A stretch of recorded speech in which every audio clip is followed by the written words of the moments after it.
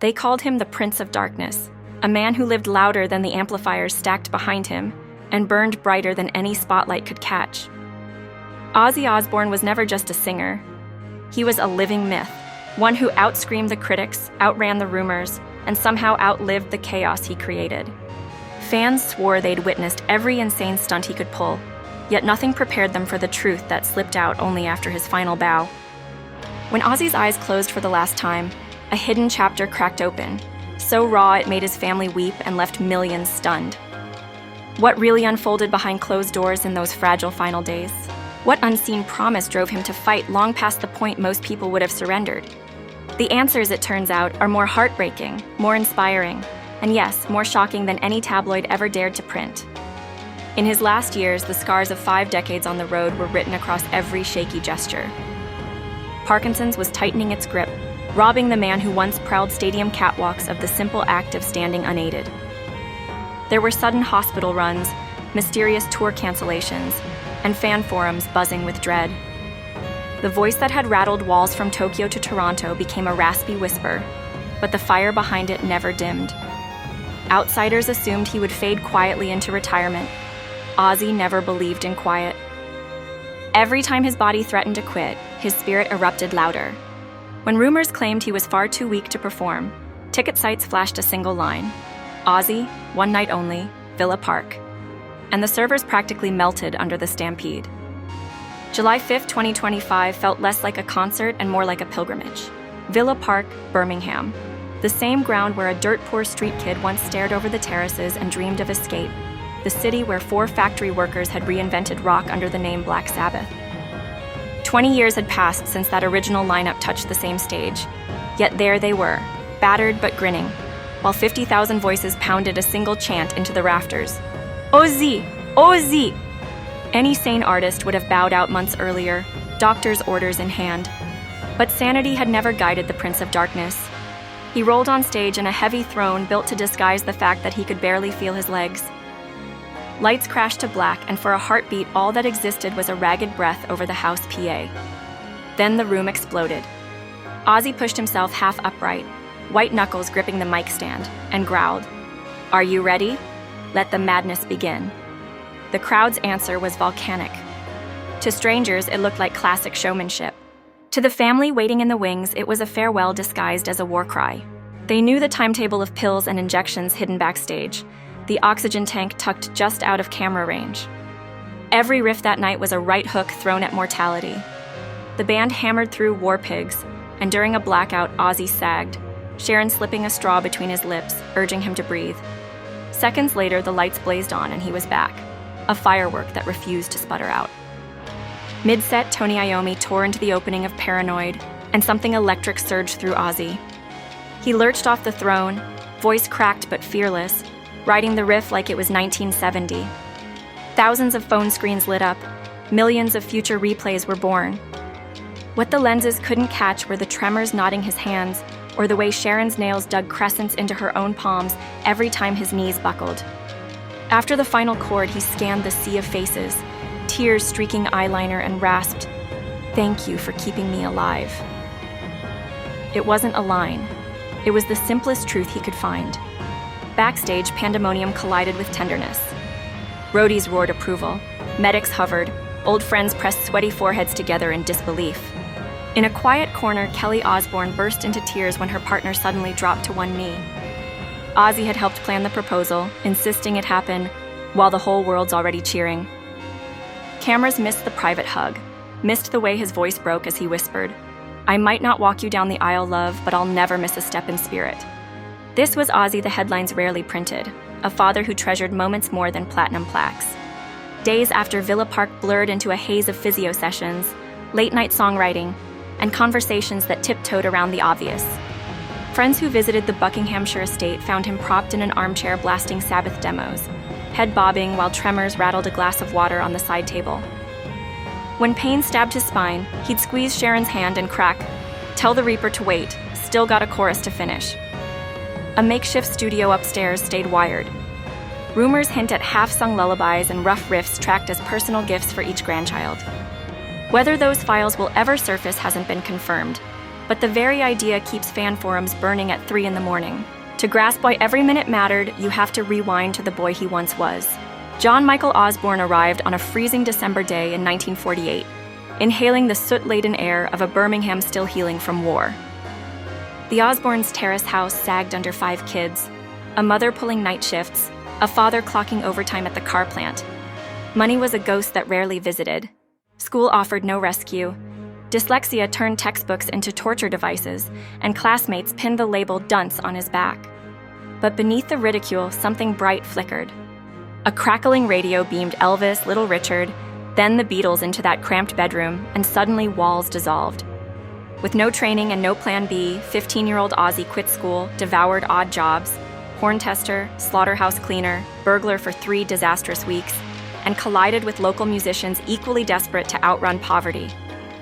The bluesy jam band Earth gigged in pubs that reeked of stale ale, until a low-budget horror film playing across the street drew more customers than their set. Lightbulb moment. If audiences wanted terror, they'd hand it over in sound. Earth became Black Sabbath, and the first thunderclap riff of their self-titled track jolted rock onto a darker axis. Critics sneered. Kids wore out vinyl grooves replaying that opening tolling bell. The Paranoid LP dropped like a warhead, reaching radio hosts who claimed it was too heavy for daylight hours. Records flew off shelves anyway. Success catapulted 4 working-class misfits into a circus of airports, hotel bars, and trouble waiting behind every minibar door. Life on the road mutated friendship into friction. Endless nights blurred with speeding highways, and the bottle that soothed stage fright morphed into daily anesthesia.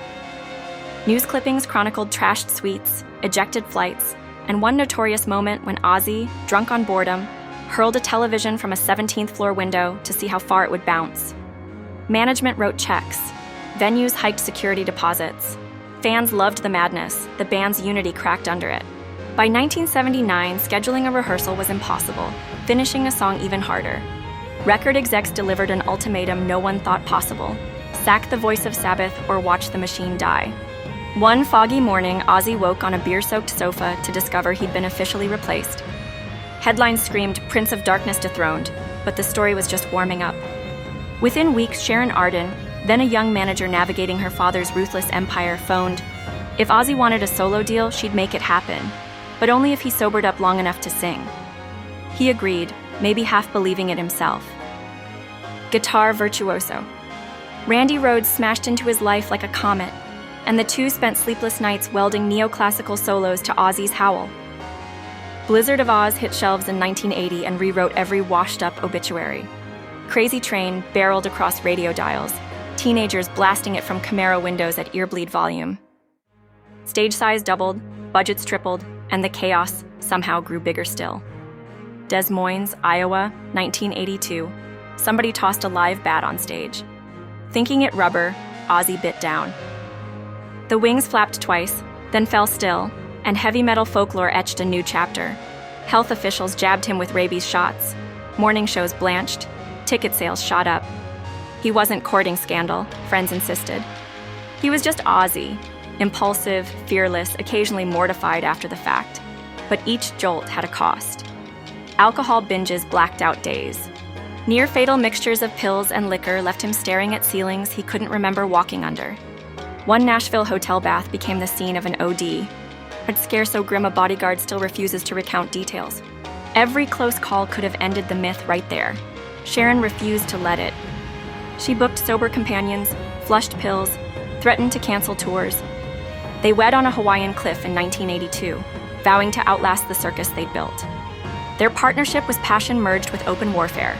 Plates flew, doors slammed, makeup calls broke sound barriers. Ozzy joked the devil was scared of Sharon, and maybe it was true. Her iron-willed caretaking hauled him back from the edge more than once.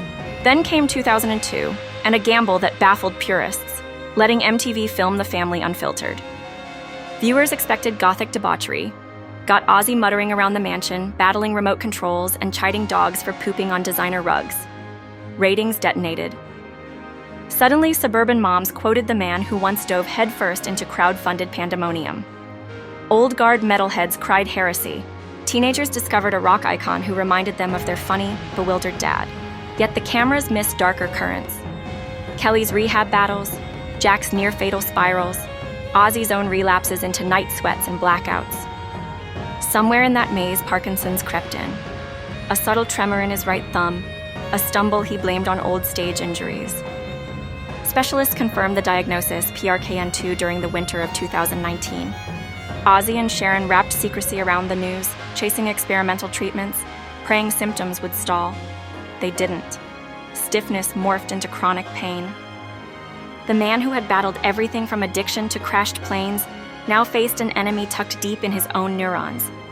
When he finally went public, voice quivering on morning television, fans flooded timelines with love. But the underlying message was clear. The clock had started its loudest countdown yet. Physical therapy dominated mornings. Nerve pain spikes devoured afternoons. Spinal surgery after a late-night fall forced metal rods into his back. He joked surgeons used half of Home Depot to rebuild him.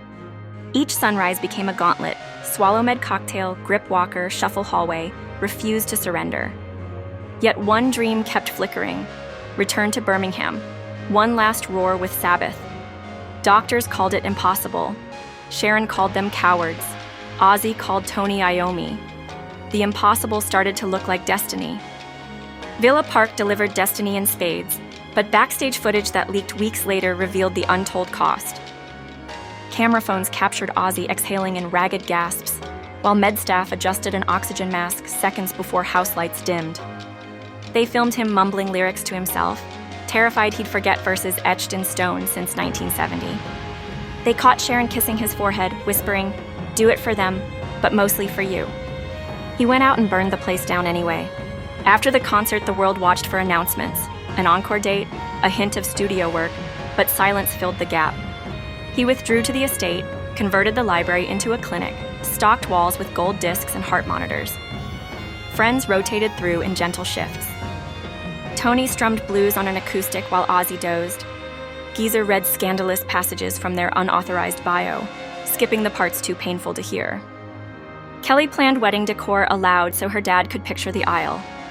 Laughter always returned, but every joke carried an echo of goodbye. Mid-July, pneumonia slipped in, merciless for lungs already scarred by decades of chain smoke and arena fog. Doctors whispered hospice. Ozzy spat no. He wanted home, dogs, children's voices, Sabbath riffs drifting down hallways. Sharon turned the master suite into a mini ICU, I-Ford poles beside platinum plaques, beeping monitors under a framed bat costume. A nurse later told reporters she'd never seen a family pour so much raw love into one room. Dawn on July 21, 2025 broke soft and amber. Ozzy's gaze lingered on a black and white photo of a gawky teenager clutching a microphone in a pub no one remembers. He whispered a line no witness can fully recall. Some swear it was thank you, others say it was the opening of changes. Then he exhaled, fingers laced with Sharon's, and drifted beyond pain. The house fell silent, except for one monitor flatlining like a toxic lullaby. News didn't reach the outside world for hours. The family phoned siblings, then management, then braced for the tidal wave they knew would come. When the statement finally hit social feeds, our beloved Ozzy passed peacefully, surrounded by family. The internet jolted as if every amp on Earth had suddenly shorted. Phones on every continent lit up at once, timelines freezing as millions tried to process the impossible. Even people who had never cranked a Sabbath record felt the jolt. Ozzy was more than music. He was a cultural North Star whose chaos somehow made the rest of us feel saner. Within minutes, hashtags stacked to the sky, Chuck thank you Ozzy, Prince of Darkness forever, Madman turns legend. Streaming platforms crashed under sudden demand, Crazy Train roaring through earbuds in grocery lines and factory floors, strangers nodding at each other with that thin, stunned smile only shared grief can carve. The first official tribute came from Tony Iommi, a single black and white photo of two gangly teens in flared jeans captioned, "He made the world louder and my life brighter. Ride the train, brother." Within an hour, every heavyweight in rock followed. James Hetfield wrote that Ozzy taught us how to stare fear dead in the eye and scream back. Dave Grohl posted a video of himself hammering out Paranoid's drum groove on a kitchen table, tears visible, mumbling, "Could never keep up, mate." Even pop stars jumped in. Billie Eilish confessed she'd stolen vocal runs from early Sabbath records. Bad Bunny tweeted a simple bat emoji next to a broken heart. Presidents, soccer icons, stand-up comics. The sheer range of voices proved Ozzy had tunneled beyond genre long ago. Yet the most powerful words arrived from the only people who truly knew both the myth and the man. Sharon released a brief statement, handwritten on hotel stationery because she couldn't bear to open a laptop. "My world went quiet at dawn," it read. "He was my chaos, my laughter, my forever headache, and my greatest love. Thank you for loving him back." Kelly posted the backstage engagement photo. Ozzy clutching her hand, eyes shiny, that crooked grin still refusing to surrender. Her caption read, "He gave me away before I ever walked the aisle."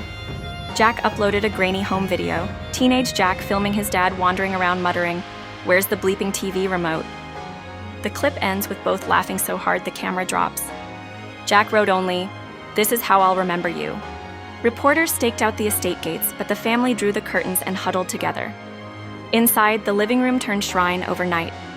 Candles flickered beneath framed gold discs, the very ones Ozzy used to complain weighed too much to dust. Family friends arrived bearing casseroles and decades-old stories. Geezer cracked open a bottle of red, Ozzy's favorite after he'd sworn off spirits, and they toasted the absence with shaky smiles. Someone streamed a bootleg of the 1970 Paris show at low volume, the youthful wail of 19-year-old Ozzy floating through hallways now pulsing with medical machinery. The contrast hurt, but nobody turned it off. Outside, cities improvised memorials. In Birmingham, the council projected a massive silhouette of young Ozzy onto the side of the town hall, arms spread, mouth wide, mid-howl, while street buskers hammered out Sabbath riffs for spare change they immediately donated to Parkinson's UK. In Los Angeles, fans crowded the Sunset Strip, lighting candles under the old Tower Records sign where Blizzard of Oz first sold out. Tokyo queues stretched blocks to sign a 10-meter banner covered in Sharpie messages. "Thanks for teaching us to live loud," read one. "Sing with the angels, just don't bite them," read another. In São Paulo, a carnival block paraded through rain-slick streets blasting "Bark at the Moon" from a flatbed stacked with speakers, dancers in bat wings leaping over puddles. Then came the rumors, theories bubbling up faster than any official could bat down. Anonymous insiders claimed Ozzy left a vault of never-released tracks, some recorded during those recent attic sessions, others dating to the Randy Rhoads era. One studio tech swore Ozzy had recorded a raw, aching ballad called "Morning After Midnight" 3 weeks before Villa Park, vocals so fragile they left the control room in tears. Another source said 6 full demos were completed with Iommi in secret Zoom-style sessions, guitars tracked from Tony's home studio, Ozzy's vocals punched in between breathing treatments. Management neither confirmed nor denied, fueling speculation. Fan message boards turned into detective bureaus, cross-referencing ASCAP filings, hunting clues and cryptic tweets from former engineers. Bands ached to cover songs they hadn't yet heard. But the revelation that truly rocked people back in their chairs wasn't musical at all. 3 days after his passing, Sharon called a press conference outside the estate. No podium, no entourage, just her, pale but unbowed, holding a thick envelope sealed in black wax stamped with a Gothic O. "He wanted this shared," she began, voice steady only by force of will. With cameras whirring, she read portions of Ozzy's final letter, a rambling, often hilarious, sometimes heartbreaking stream of gratitude, apologies, and last requests. He thanked every mad bastard who ever bought a ticket, then pivoted to family. "Sharon, you kept me breathing when I was determined to stop. Kelly and Jack, you're the best verses I ever sang." He begged longtime crew members to raid his wardrobe, take the jackets before the moths do. He asked that his beloved rescue dogs be spoiled rotten forever. And he left one staggering directive. Half of his personal fortune was to be split between a Parkinson's research fund already bearing his name and a brand new scholarship program for underprivileged kids in Birmingham, dreaming of careers in music tech. "Let the next Ozzy come from the same gutter, but give him a decent guitar lead, yeah?" the letter quipped. The crowd went silent. Reporters knew the man had been generous. He'd headlined countless charity gigs, but nobody expected a gift that would funnel tens of millions into classrooms and laboratories. Within hours, donation pages crashed. By nightfall, the fund ballooned with matching gifts from Metallica, Elton John, even Drake, who admitted Sabbath samples had taught him how to make Menace swing. Meanwhile, private arrangements moved with surprising speed. Ozzy had rejected the idea of a state-style funeral. "No pomp, please. Pomp makes my teeth itch." Instead, a small gathering convened in the same church where his parents once prayed he'd stay out of jail.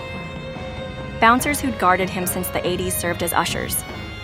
The service was closed door, yet details leaked.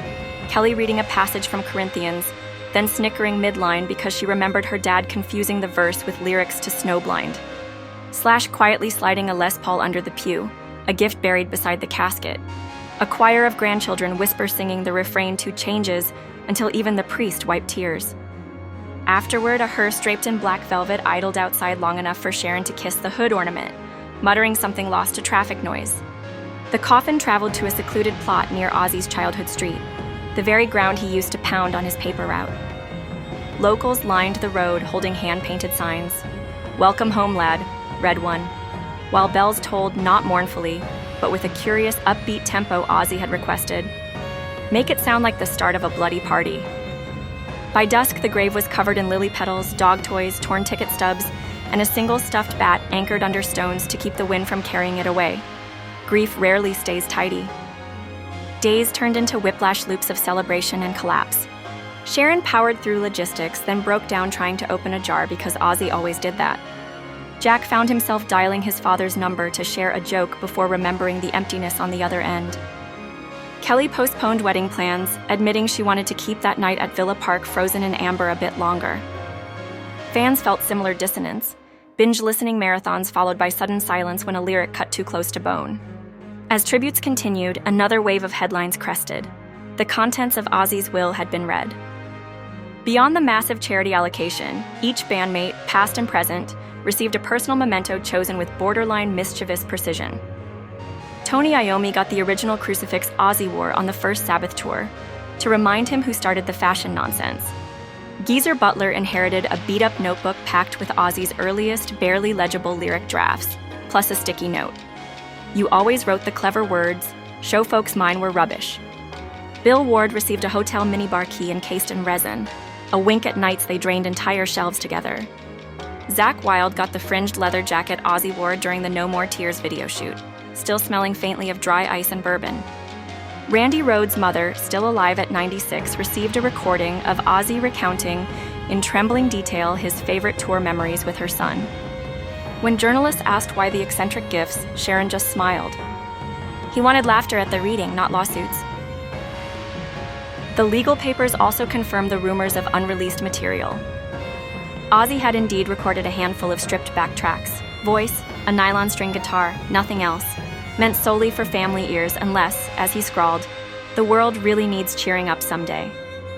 The songs, described by those who heard them as fragile and luminous, contained lullabies for each grandchild, and one haunting chorus apparently addressed to Sharon.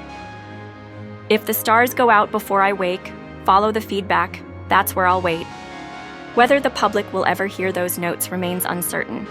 Sharon has sole discretion, and for now she keeps the flash drive in a locked drawer alongside her wedding ring.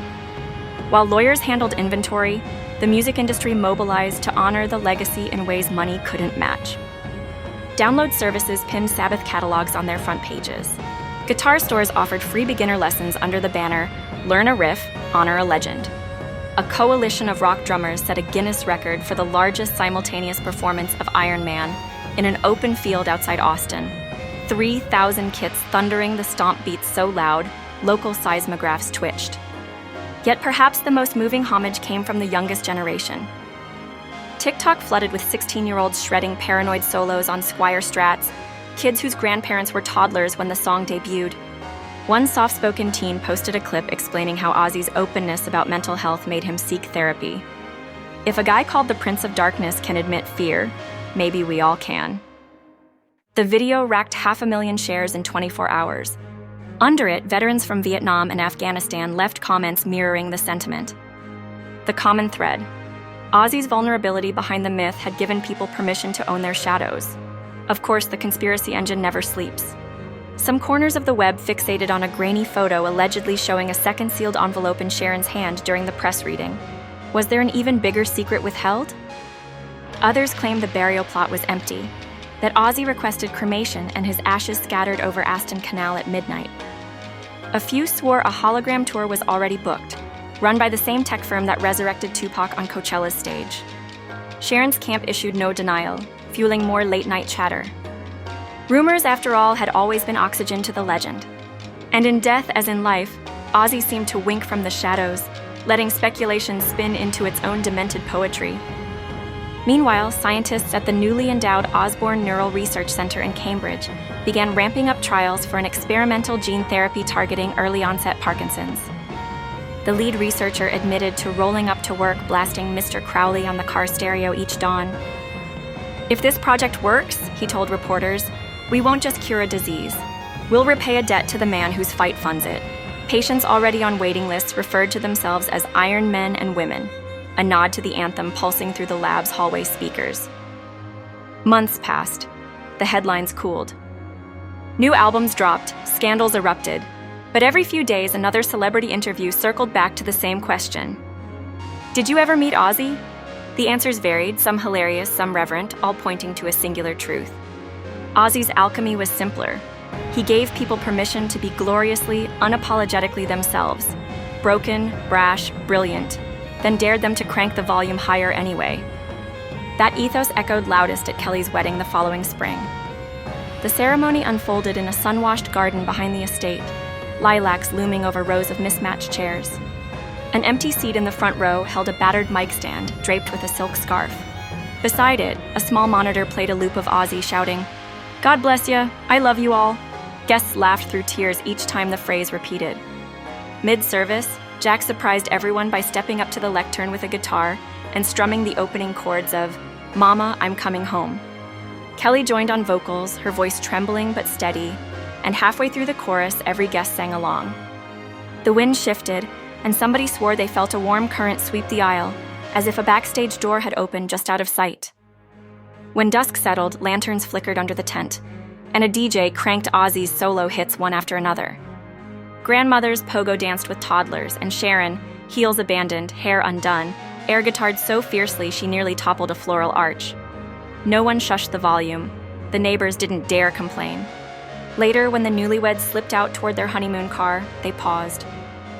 On the rear window, someone had scrawled "Congrats," with the letters Z's stylized as lightning bolts. Kelly traced the first one, smiled, whispered, "Thanks, Dad," and let the driver pull away into night. Back inside, Sharon lingered in the dim quiet, alone now, except for the dogs snoring under buffet tables.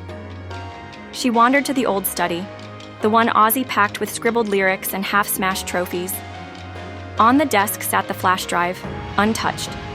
Her fingers hovered, then withdrew. Not tonight. Instead, she clicked on the aging stereo, still wired to hidden ceiling speakers, and hit play. Ozzy's voice poured out, rough yet endlessly alive. "I'm just a dreamer, I dream my life away." The notes filled every corridor, reached every shuttered window, drifted up to the moon. Outside, somewhere past the tree line, a lone owl answered with a low, haunting hoot. Maybe coincidence, maybe something more. Either way, the song kept playing, and for as long as it did, the Prince of Darkness was still lighting the room. And in bedrooms across the globe, fans drifted to sleep with earbuds in, letting that familiar rasp promise, one more time, that it's okay to be a little broken, a little wild, a lot unafraid. Because madness, when wielded with love, can echo far beyond the final curtain,